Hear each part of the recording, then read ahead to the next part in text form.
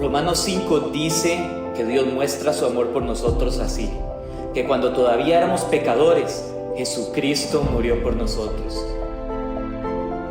Porque Él nos amó de tan grande manera, amamos a los demás. Esa es su iglesia, donde somos edificados y consolados, incorporados y restaurados, discipulados y enviados. Y aquí es donde inicia, porque en todo lugar donde vayamos, toda persona debe conocer las buenas nuevas. Por eso predicamos en todo tiempo, agradecidos con su fidelidad. Le buscamos porque lo necesitamos, en comunión con su palabra en obediencia, mostrando ese amor que recibimos. Ahora, enviamos por los perdidos. Esta es la vida eterna, que te conozcan a ti, el único Dios verdadero.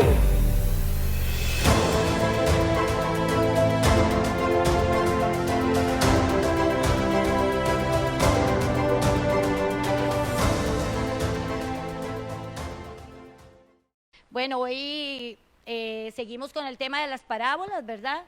Y no es la excepción. A mí me tocó la de Mateo 13, que es la parábola de la semilla de mostaza. Pero antes de eso quería contarles como una pequeña ilustración que tiene que ver con esto. Y bueno, y es que en la casa donde yo vivo como en una finca, ¿verdad? Y entonces hay mucha vegetación y se ven las montañas y hay una vista de San José, se ve súper lindo el cielo, las estrellas y todo eso. Y no sé, cuando uno llega a esta edad como que aprecia más los pequeños detalles de la vida y aprecia a los niños y apreciamos esas cosas de la naturaleza que son una bendición y que realmente Dios las usa para hablarnos, ¿verdad? Y estando ahí en el cuarto mío hay un nido que se hizo ahí entre la ventana, una ventana que tengo, y hay un techillo, y entonces en ese nido, ahí un pajarito vino y puso el nido, ¿verdad? Lo malo es que todas las mañanas los pajaritos bajan y se empiezan a agarrar con el vidrio, ¿verdad? Y mi esposo los quiere ahorcar, pero yo le digo que no. Pero bueno, ahí están jodiendo en la mañana.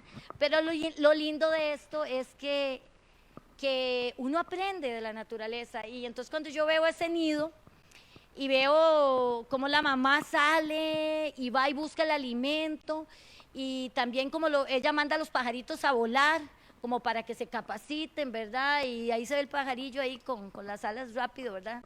Con miedo de caerse, y como en medio de la lluvia y así, el ventolero que hace ahí, los pajaritos salen y vuelan, que ella los manda. Estoy segura que la mamá le dice, tírese a la tormenta, ¿verdad? Pase por esa tormenta, porque es sabio.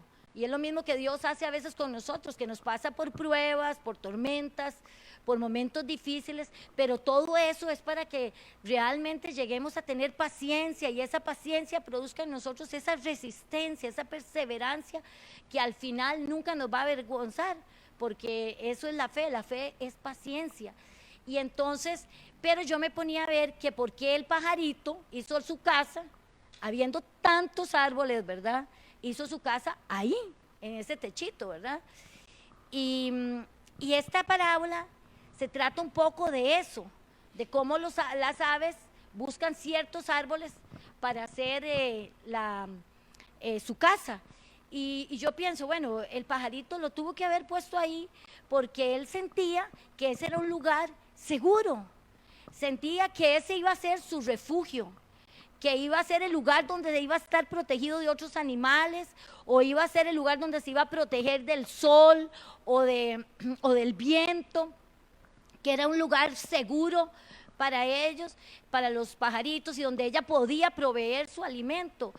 Y así es el Señor. Y en esta parábola vamos a ver cómo el reino de los cielos es ese lugar seguro que todos en algún momento andamos buscando y que lo necesitamos.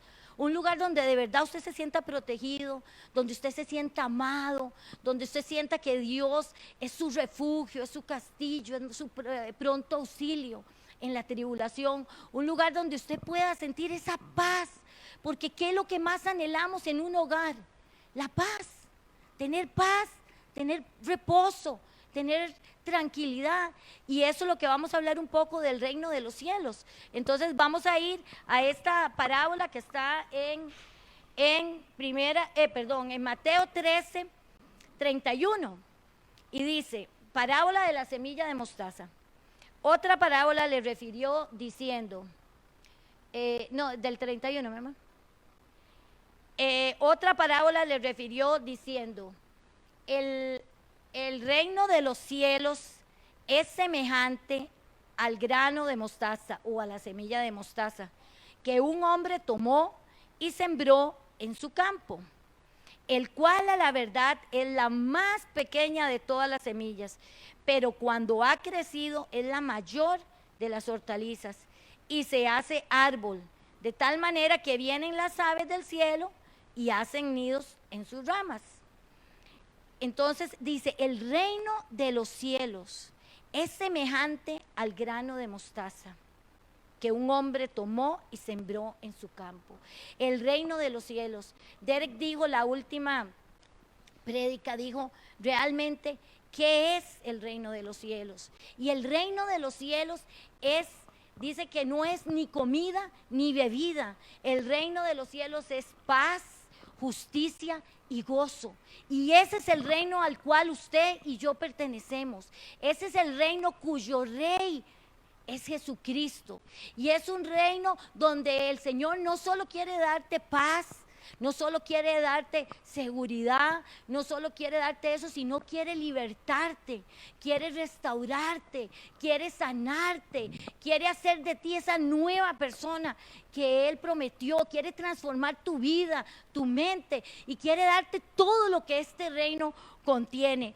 Y este reino, ¿por qué el Señor, siendo un reino que dice que Él creó el cielo y la tierra y todo cuanto Él existe, un reino de gloria, de poder, de autoridad, de dominio, donde Dios gobernará, dice que hasta la eternidad en este reino, donde dice que todo pasará, mas su palabra no pasará, ni este reino pasará, este reino que los cristianos esperamos, esta venida del Señor para ir a su presencia? ¿Por qué el Señor lo compara con algo tan pequeñito, tan insignificante como una semilla de mostaza? No sé si alguno, vamos a poner una foto, pero no sé si alguno ha visto una semilla de mostaza. En Costa Rica no es tan normal ver las semillas de mostaza, pero la semilla de mostaza es del tamaño de la cabeza de un alfiler. Es súper pequeña.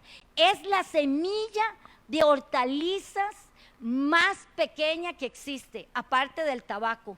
Pero en esa época ahí en Israel, para ellos era muy normal hablar de la semilla. Vean la semilla ahí, que chiquitita que es, tan pequeñita, y dice que se hará como un gran árbol. Y esta semilla era algo muy común en ellos. Ellos la cosechaban, ellos la sembraban, ellos sabían cómo eran los árboles cuando crecían, que pasaba a ser un árbol que medía una planta, una hortaliza, dice aquí. Lo que pasa es que lo comparan con un árbol por el tamaño que es. Vamos a pasar la otra imagen para que vean de qué tamaño es esa hortaliza, porque no es un árbol, es una hortaliza. Pasa a medir de 2 a 5 metros de alto. Usted se puede imaginar que usted sembró una semillilla así, cuando de pronto le sale ese palo gigante ahí en la casa, vea, o sea, habría que cortarlo porque seguro no cabe ni en el jardín de la casa, ¿verdad? Pero imagínense que ese árbol es increíble. Al ser una hortaliza, las ramas son muy suaves, ¿verdad? Ningún pajarito se le ocurriría jamás poner su nido ahí, porque las ramas son muy suaves. Pero en el otoño, él pone las ramas rígidas y hace que sean ramas tan fuertes que los árboles, que los pájaros deseen venir a poner ahí su nido. Y no solo eso, comer de ahí, coger el fruto, protegerse ahí. Y eso es lo que simbolizaba ese árbol, el reino de los cielos, donde las naciones, dice el significado de los pájaros, las naciones vendrían en algún momento a querer estar bajo ese árbol, donde todos los que creemos en él y muchas personas que aún no creen, quieren venir a protegerse en ese árbol. Y lo interesante es que ¿por qué él la comparaba con esa semilla? Porque como dije antes, era muy común, pero esa semilla tiene un gran secreto. Y es la enseñanza que Dios nos quiere dar, que esa semilla, aún a pesar de que es tan pequeñita, esa semilla lleva en sí misma, lleva el potencial para crecer de esa manera. Entonces, ¿qué nos está enseñando el Señor? Que a veces hay cosas muy pequeñitas en nuestra vida, esas cosas que empiezan con algo muy, pero muy pequeño. Esas cosas que tal vez empiezan con un pequeño negocio, esas cosas que a veces empiezan como una pequeña empresa, una persona que tal vez no tiene mucha capacidad o empieza con un movimiento muy pequeño y llega a ser muy grande.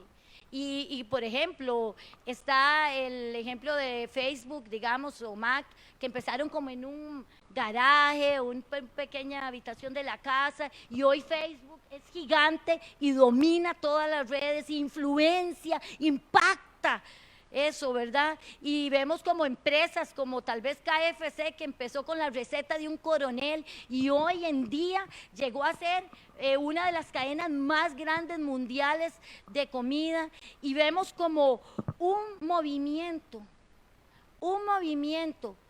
que empezó un día, en una noche, en un pesebre, en un lugar tan humilde, tan oscuro, tal vez hasta maloliente, y ahí empezó algo, y un niño tuvo la vida ahí, ese niño que dice que es Jesucristo, el Salvador del mundo, Yeshua, el Mesías, el que venía a salvarnos, y él nació en ese lugar tan humilde, tan pequeñito, y Dios usa ese lugar tan pequeñito para traer a un niño que cambiaría la historia de la humanidad, un niño que cambiaría el tiempo de la humanidad, para que hoy usted diga antes de Jesucristo y después de Jesucristo. Un niño que cuando nació, ni siquiera, hermanos, ni siquiera los romanos tomaron en cuenta que ese era el Mesías, el que nacía en ese momento. Ni siquiera se imaginaron que era él. Los romanos ni siquiera pudieron imaginarse que el que moría aquel día en esa cruz era Jesucristo, porque la humildad que él tenía, se veía como una persona tan pequeña, tan insignificante, un carpintero de Nazaret que ese día moría en la cruz y lo crucificaron, y fue como haber muerto como en una maldición, pero el Señor también lo siguieron sus discípulos, personas tan como usted y como yo, personas tan normales y corrientes. No eran muchos discípulos, apenas eran 12 personas, 12 discípulos, unas cuantas mujeres, y cuando Cristo muere, unos 120 personas. No eran miles, no eran millones, eran pocos sus seguidores, personas como usted y yo, personas que pecan, personas que cometen errores, personas que lo traicionaron, incluso, no solo lo traicionaron, sino que lo negaron, personas que en ese momento eran débiles en la fe, y el Señor escoge esas personas, algo tan pequeño como un grano de mostaza. Y no les conté que ese grano de mostaza lo usaban como un proverbio los judíos, para decir, eso es tan pequeño, tan insignificante como esa cosa. Esa mancha en ese animal es como una semilla de mostaza. Era hasta como algo despreciable y lo usaban como un proverbio, como hoy usted y yo usamos el proverbio de que el que se va a virilla se queda sin silla. O el que se viste, la mona de seda se viste, mona se queda. O el que madruga, come pechuga. Así como hablamos los ticos, bueno, eso era para ellos eso. Era un proverbio que lo usaban así como un poco despectivamente. Y el Señor decide en ese momento usar a ellos. Esos hombres que eran personas tan normales, pero ¿por qué el Señor toma en cuenta a ellos? ¿Por qué el Señor decide tomar en cuenta a ellos? ¿Sabes qué? Porque el Señor vio en ellos el potencial. Porque el Señor no miró el pecado de ellos. Porque el Señor hoy no mira nuestro pecado como algo a qué señalarnos, porque Él siempre busca que nosotros nos arrepintamos. El Señor no miró la debilidad de la fe que ellos tenían, no miró la duda que ellos tenían, sino miró que ellos tenían ese potencial para llegar un día y ser esas personas que Él mandaría y les diría, no, ustedes serán mis discípulos, vayan y hagan discípulos en Jerusalén, en Samaria y en toda la tierra. Y eso fue lo que él vio el potencial, a pesar de que, hermanos, en la época en que vivían ellos, había algo que ellos estaban pensando. Ellos sabían, como decía el Antiguo Testamento, que vendría un gran Salvador, que vendría un rey grande, poderoso, con pompa, con majestad, un rey que iba a tener, pensaban ellos, un rey que iba a tener un gran ejército, un rey que los liberaría de la opresión que ellos vivían con los romanos, un rey que mataría a sus enemigos, un rey que ellos creían que ese rey los iba a librar de esa opresión, de esa esclavitud, de esa pobreza que ellos estaban viviendo en ese momento. Y para los discípulos en ese momento, cuando Jesús es crucificado, cuando Jesús es llevado a la cruz del Calvario, cuando Jesús muere como un maldito, muere como un avergonzado, aquel Jesús que les había dicho que Él era el Salvador del mundo, y ahora ese Jesús no se podía ni siquiera salvar a Él mismo, y ellos caen en la moral baja, y ellos empiezan a desanimarse, y ellos se corren y se esconden, y ellos tienen miedo porque no veían, ni siquiera se les venía a la mente pensar en ese momento en un Salvador, y mucho menos pensar en la resurrección, porque Él les había dicho que al tercer día resucitaría. Pero ¿sabes qué? Cuando esa semilla que se veía inofensa, ese Jesucristo humilde, se levanta de esa tumba y empieza a caminar, y ese Cristo que resucitó, ese Cristo está vivo. Cuando ellos ven que ese Cristo está vivo, su vida empieza a cambiar, hermano, porque nuestra fe no es solo la palabra. ¿Sabes cuál es nuestra fe? La resurrección, el poder de la resurrección, el mismo poder que levantó a Cristo entre los muertos, era el mismo poder que te levantará a ti y que te dará la vida eterna. Cristo vive, Cristo es real, Él no está muerto, nuestro Dios no está muerto. Nunca nadie en la humanidad ha resucitado, solamente Cristo, y ese tiene que ser tu estandarte. Cuando hay alguien te diga, ¿por qué crees?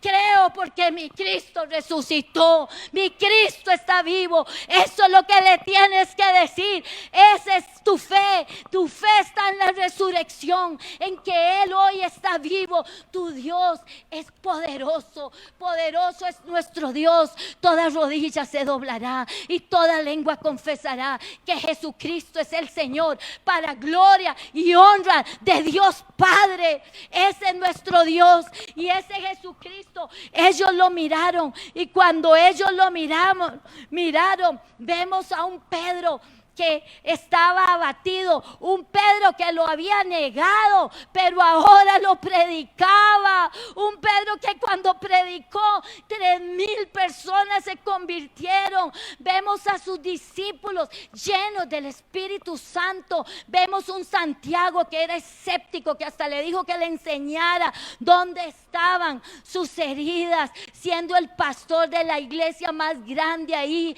Vemos un Pablo que mató miles de cristianos.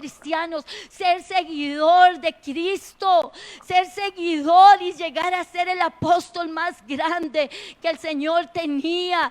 Vemos un puñado de hombres que antes se escondían y ahora caminaban, predicaban en las plazas y sanaban la gente, resucitaban a la gente, estaban llenos del poder de Dios, porque eso es el reino de los cielos. Ese es el reino, un reino de poder. Y entonces, hermanos, el Señor fue fiel con ellos. El Señor no va a mirar tu debilidad. Aquí hay gente que ha abortado esa semilla que el Señor sembró. Aquí hay gente que ha dejado su llamado. Tú tienes un llamado, puedes negarlo, pero sabes en el fondo de tu corazón que Dios te llamó. Sabes que vienes de un hogar donde te pactaron cuando eras niño, un hogar donde tu madre ha orado por ti, un lugar donde tu padre ha ayunado por ti. Vienes aquí porque Dios te trajo. A usted no lo trajo ningún hombre, a usted lo trajo Jesucristo, y Él lo trajo esta mañana para decirle que tú tienes potencial, que tú has pensado que eres un inmaduro, tú has pensado que no sirves para nada, tú tal vez has abortado el sueño de Dios, has abortado esa semilla, has abortado ese llamamiento santo que Dios te dio. Pero ¿sabes qué? Dios no te ve inútil, Dios no te ve tu pecado. Él te va a perdonar, te va a limpiar, porque Él te quiere dar esa potencial, esa capacidad. Cuando empieces a hacer lo que Dios te llamó, vas a ver el poder de Dios actuar sobre tu vida, y tendrás que llorar de ver la gloria de Dios, cómo se mueve en tu vida. Busca primero, dice el Señor. Busca primero, dice, por nada estén afanosos, hombres de poca fe, dice el Señor, porque los incrédulos saben de que tienen necesidad de las cosas materiales, dice el Señor. Pero usted, hermano, busque primeramente el reino de Dios y su justicia. Sea justo delante de Dios. Busque primero el reino de Dios y su justicia, porque todas estas cosas, todo lo material, todo lo que usted necesite, Dios se lo va a añadir, porque Dios no le va a dar a usted solo las cosas espirituales. Él quiere que usted viva bien, porque es un reino de bendición, es un reino de provisión. Él dice que le pidan y Él les dará remesada, completa, llena, porque la bondad de Dios es que tú seas un hombre y una mujer bendecida. Y entonces vemos este reino que viene, y el Señor quiere que este reino sea poderoso, que se establezca, y quiere llamarnos a hacer grandes cosas a cada uno de nosotros. Pero el Señor también ve la gente cuando siembra, el Señor también ve esto, que Jesús ve ese potencial en uno.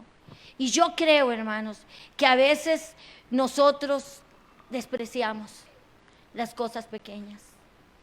A veces como seres humanos hemos despreciado mucho las cosas que el Señor nos ha dado, cosas pequeñas, oportunidades que Dios le ha dado a las personas y no las miramos y pensamos que eso es para otros, pero que para uno no es. ¿Cuántas veces, hermanos, cuántas veces el Señor lo ha llamado a usted a servir? ¿Cuántas veces el Señor ha llamado a gente a hacer cosas que tal vez no las aprecian y las ven como algo insignificante, pero porque no saben el potencial que eso tiene? ¿Cuántas veces han llamado a personas a ver si pueden cuidar los niños? ¿Cuántas veces le ha dicho, vengan a darle, ayúdenos con los niños, a darles clases? Sea parte de los jóvenes, ayúdenos con estos jóvenes. ¿Cuántas veces tal vez te han llamado a que estés en la labor de bienvenida? O si, hermanos, tienes que lavar un baño, ¿qué importa? Porque esto no se trata de usted ni de mí, esto se trata de Él. Y es para Él. Y todo lo que hagas, hazlo para la gloria de Dios. Y entonces, ¿cuántas veces desperdiciamos las oportunidades, las cosas insignificantes que de alguna manera Dios nos llama a hacer? Y lo vemos como algo tan insignificante, tan feo. ¿Por qué? Porque a veces queremos que cuando llegamos a la iglesia, pónganme a mí en el púlpito. Yo quiero orar, yo quiero ser el que preside, yo quiero ser el que predica, yo quiero ser el que estoy en la alabanza, yo quiero ser el que va y toca a los enfermos y los enfermos se sanan. ¿Por qué? ¿Por qué? Porque la Biblia dice que con lágrimas cegaron, pero con regocijo recogerán. Los que han llegado ahí no están ahí porque quisieron, están ahí porque un día sembraron la semilla y Dios da el crecimiento. La semilla usted la puede sembrar, otra persona puede recoger, pero el crecimiento se lo dio Dios. Dios fue el que los puso ahí, no porque ellos quisieran, sino porque un día decidieron pagar el precio, porque ese crecimiento que Dios da es un precio alto. Hay que sacrificarse, hay que tener esfuerzo, es un precio donde usted, hermano, va a pasar prueba, va a pasar momentos difíciles, va a venir a la casa sintiéndose traicionado, sintiéndose rechazado, va a llorar, va a gemir. ¿Por qué? Porque Dios necesita, como esos pajaritos, transformarnos para poder sacar ese potencial que hay en cada uno de nosotros. Pero usted no desprecie esos pequeñas oportunidades.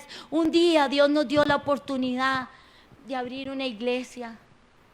6 jóvenes, y cuando hablo jóvenes, tenían 17, 18, 19 años, muy jóvenes, con aretes, con piercing, con el pelo parado, con tatuajes, con los calzoncillos por aquí. Se paraban en el púlpito con chanclas, así, todos chancletudos. Hacían conciertos donde la gente, no sabíamos si era de Dios o no era de Dios, pero la gente, los jóvenes iban y buscaban a los jóvenes brincaban, se daban golpes y todo, pero nosotros decíamos, si esto es para la gloria de Dios, ¿qué importa, Señor? Que así sea. Y así fue. Dios nos entregó en sus manos jóvenes, abrió la visión para los jóvenes, nos dijo que aquellos jóvenes que en otro lugar los rechazaban por cómo ellos se veían, esos jóvenes serían los que vendrían a la casa. Y así fue, buscaron al Señor, se santificaron y todavía hoy les sirven al Señor en esta casa. Los hemos visto casarse, los hemos visto tener familia, los hemos visto tomar aquello que Dios le dio, su potencial salió y han cambiado a Costa Rica, porque esto que usted ve hoy aquí no es normal. No es normal ver una iglesia con tantos jóvenes, la mayoría son jóvenes, y eso es para la gloria y para la honra del Señor. Gracias, Señor. Y tu responsabilidad, solo tienes una responsabilidad que hoy Dios te pone en tus manos, y es sembrar. Dios te dice, siembra la semilla de mostaza. Ve y siembra esa semilla, porque yo haré grandes cosas de esa semilla. Muchos no quieren sembrar por lo que dije, porque no quieren pasar ese esfuerzo. Porque cuando el sembrador llega, Jesús, que decía que el sembrador era el hombre, era Jesús. Y Jesús vino y sembró y aró la tierra. Pero ¿sabe cómo la aró? Con su sangre. Dio su vida por nosotros. Y Dios sabe que cuando un sembrador llega, el trabajo de sembrar es muy duro y es poco remodelado. La gente no le gusta, trabajan bajo el sol, tienen que mover la tierra, es muy cansado y la gente no le gusta hacer eso. Pero Dios te pone solo esa cosa, que siembres para el reino. Porque, hermanos, dice la palabra de Dios, dice en Gálatas, voy a buscarlo aquí un momentito, Gálatas 6, 7, 9 dice, no se engañen, vamos a ponerlo ahí, no se engañe, hermano, no se engañe, Dios no puede ser burlado. Todo lo que el hombre va a sembrar, eso también recogerá. El que sigue. Porque el que siembra para la carne, de la carne segará corrupción. El que siembra para su pecado, el que siembra chisme, el que siembra murmuración, el que siembra división, el que siembra contienda, el que siembra envidia, el que siembra odio, el que siembra falta de perdón, el que siembra todo lo que para Dios es pecado, llámese sexual o de acciones. Porque, hermanos, usted no se puede burlar de Dios. Nadie se puede burlar de Dios. Porque el que siembra eso, para corrupción recoge, para pecado recoge, para muerte recoge. Pero el que siembra para el Espíritu, paz, gozo, paz, mansedumbre, bondad, misericordia, fe, el fruto del Espíritu Santo, segará ¿qué? Vida eterna. Así que no podemos engañar a Dios. Hoy Dios nos llama a cuentas. ¿Siembras para agradar al Espíritu o siembras para agradar a los hombres? ¿Quieres quedar bien con los hombres o quieres quedar bien con Dios? ¿Quieres que la gente te vea o quieres que Dios sea el que te vea y te recompense? ¿Qué estás sembrando? Dice el Señor, tal vez usted está sembrando alguna de esas cosas, pero al que está sembrando bien, yo le digo, no nos cansemos de sembrar, porque a su debido tiempo recogeremos bendición. Recogerás, aunque con lágrimas, dice la Biblia. Sembraste, recogerás bendición. Recogerás salvación en tu casa, recogerás bendición económica, recogerás paz, gozo, unidad. Recogerás todo aquello que tu alma ha estado anhelando. Y el Salmo 129, este ya lo leímos, es nuestra responsabilidad sembrar, pero el crecimiento, sépalo, que solo Dios se lo va a dar. 1 Corintios 3, 5, 6 dice, decía eso, Pablo decía, yo fui el que sembré, y Apolos fue el que cosechó. Pero al final, el que sembró en cada uno de ustedes fue Jesucristo. Amén. Ahora quiero, hermanos, que voy a leerles esta palabra que Dios pone en mi corazón. Quiero que en este momento, déjeme buscarla un momentito, aquí está. El Señor te dice esta mañana también. Ya vamos a terminar. Voy a pedirle al grupo que suba un momentito. Dios te dice esta mañana que tus pensamientos, voy a buscar Isaías 55, vamos a ponerlo porque quiero que lo leamos. 55, 6, 7.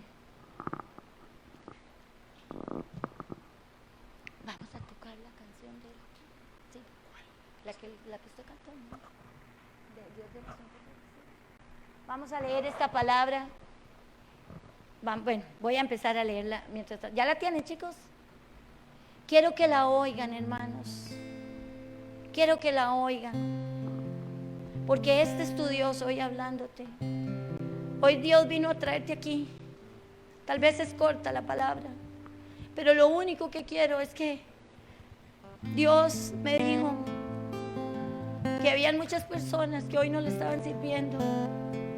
Y servir, hermanos, no es tal vez solo servir en la iglesia, porque tu campo de siembra, no, ahorita solo pongamos música instrumental, yo les digo cuánto cantamos. El campo de tu siembra, hermanos, ¿sabes cuál es?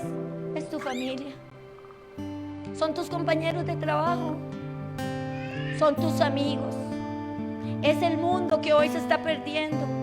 Ese es el lugar donde la gente decidió ya nunca más ir a predicar la palabra. ¿Por qué? Porque está lleno de pecadores, porque hay gente mala, porque qué pereza, esa gente no lo oye a uno, porque no me interesa. ¿No eras tú parte de ese mundo? ¿No eras tú un pecador y un día alguien decidió hablarte de la palabra? Hoy Dios te dice, deja de juzgar al mundo, porque ese no es tu propósito.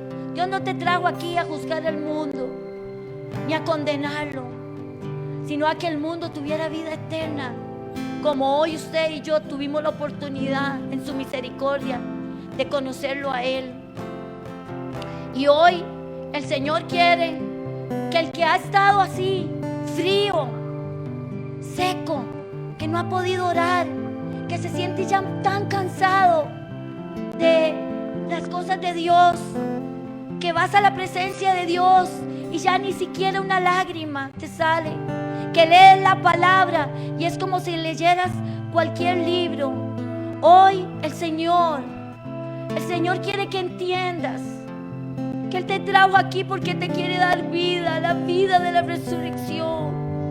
Quiere poner en ti esa semilla y que esa semilla germine y dé el fruto que Él puso en ti. Que escuches el llamado que Él te ha dado, que no seas ajeno a la voluntad del Padre.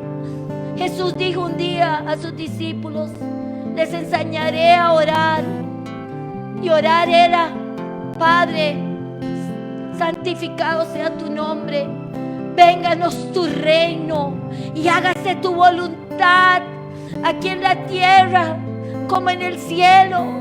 Que hoy se haga la voluntad de Dios en tu vida, en tu casa, en tu familia, en tu ciudad y a todas las naciones donde Dios te lleve a predicar su palabra, porque la semilla era la palabra de Dios, que parecía insignificante, pero llegó a cambiar un mundo. Y hoy Dios quiere que tú seas eso. Y Dios dice, búscame mientras yo pueda ser hallado. Habrá un momento en que Dios no será hallado, que lo tratarás de buscar y ya no estará aquí. Pero hoy es tu día. Búscame mientras yo pueda ser hallado. Llámame en tanto que yo estoy cercano.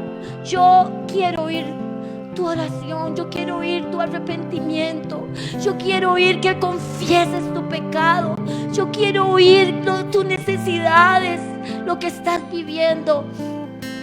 Dice Jehová, porque mis pensamientos no son vuestros pensamientos, ni vuestros caminos son tus caminos. Lo que tú hoy has pensado, lo que tú crees que es bueno, no son los pensamientos de Dios, porque los pensamientos de Dios son aún más grandes de lo que tú imaginas. Eso que sientes que no sirves para nada o que no haces falta en la iglesia es una mentira. Son mentiras del enemigo, porque los pensamientos, los planes que Dios tiene para ti son aún mayores de lo que tú te imagines. Los caminos tuyos, esa agenda que has hecho, esa agenda familiar que has planeado, lo que crees que vas a llegar a ser en este mundo, yo le digo, Dios la va a deshacer, la va a destruir, porque los caminos de Dios son mejores de lo que tú habías creído que Él tenía para ti. Son mayores y mejores. Dice la palabra de Dios en el siguiente capítulo, dice, el que sigue dice, deje el impío hoy su camino, deje el pecador hoy su camino, y el hombre necio, malvado, esos pensamientos, y vuelva hacia Jehová. Vuélvete hoy a Dios, vuélvete hoy a Dios, el cual tendrá misericordia de ti, y al Dios nuestro, el cual será amplio en perdonar. Su sangre es suficiente, su sangre es suficiente. Ninguna condenación hay para los que están en Cristo Jesús, para los que hoy decidieron pedir perdón. Yo quiero que cierres los ojos. Yo quiero que hoy le pidas perdón a Dios. Perdón a Dios por esos pecados. Perdón a Dios porque sabes que le has fallado. Sabes que no estás haciendo lo que Él te llamó a hacer. Sabes que has sido un cristiano light, de la boca para afuera, pero tu vida da asco, hermano.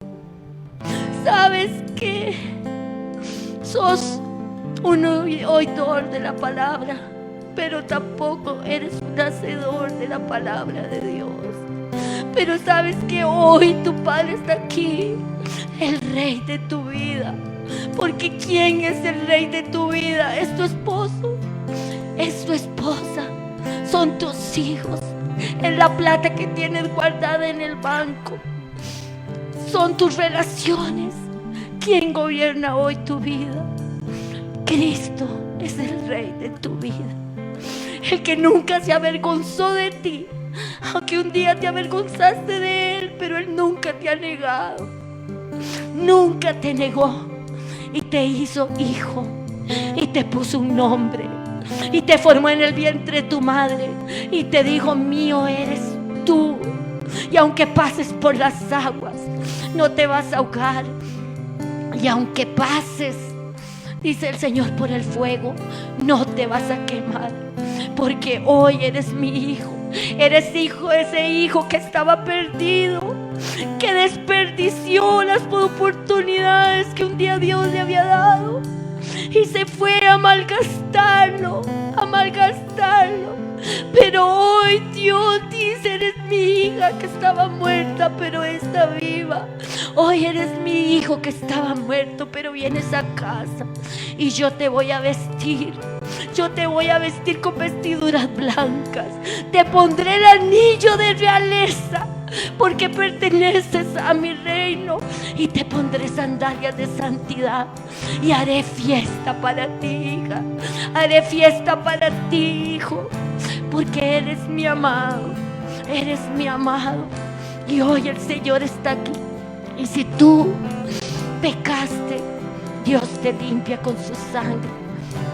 Y tú que no conoces al Señor, viniste aquí no porque alguien te trajo, no porque alguien te llamó, viniste a este lugar porque Cristo te llamó. Él es el que te llamó. Él es el que ha tocado la puerta de tu corazón. Y si hoy decides abrirla, Él entrará y cenará contigo y serás parte de su reino. Tú eres aquel hijo que estaba perdido, pero que Dios lo ha andado buscando. Hoy Dios te dice, ven y entra en el gozo de tu Señor. Y al que ha servido a Dios, Dios te dice, siervo bueno y fiel, por cuanto has sido fiel, entra en el gozo de mi Señor. Hoy regocíjate, hijos, Regocíjate, hijos de la casa, aquellos que han sembrado la semilla, aquellos que están ahí cosechando, aquellos que están creciendo en el Señor, porque Dios los ama profundamente. Dios nos ama a todos profundamente. Dios no hace acepción de personas. Dios no hace acepción de personas. Y hoy Dios trae una promesa para ti. Una promesa de reino. Una promesa que Él quiere que tú sepas que Él te llevará a este lugar que Él preparó para ti. Este lugar que se llama el reino de los cielos, el reino de Dios. Un lugar que jamás en tu vida vas a ver algo igual. Y dice: vi un cielo nuevo y vi una tierra nueva. Vi un cielo, porque el primer cielo y la primer tierra pasaron la humanidad. Esta tierra dejará de ser. Todo en este mundo pasará, mas Jesucristo no pasará, porque Él está vivo y el mar ya no existirá más. Y yo vi la ciudad santa, la nueva Jerusalén, descender del cielo de Dios, dispuesta como una esposa, ataviada para su marido. Eso eres tú y yo. Eso somos la iglesia que viene al encuentro de nuestro Dios. Y oí una gran voz del cielo que decía: he aquí el tabernáculo de Dios con los hombres, y Él morará con ellos, y ellos serán mi pueblo, y Dios mismo estará con ellos como su Dios. Enjuagará Dios toda lágrima de los ojos de ellos, y ya no habrá muerte, y ya no habrá llanto, y ya no habrá clamor, y ya no habrá dolor, porque las primeras cosas pasaron. Cristo está vivo, y esa es tu casa, ese es tu reino, el reino a donde tu Padre te lleva. Y quiero que te levantes, iglesia, y lo adores. Si nunca has levantado las manos, levanta las manos, adóralo, adóralo. Y el que tiene que hincarse, hínquese y adórelo. Y el que tiene que abrir su boca, abra su boca y adórelo, y adórelo, y adórelo, y adórelo. Cántale al Señor, adóralo.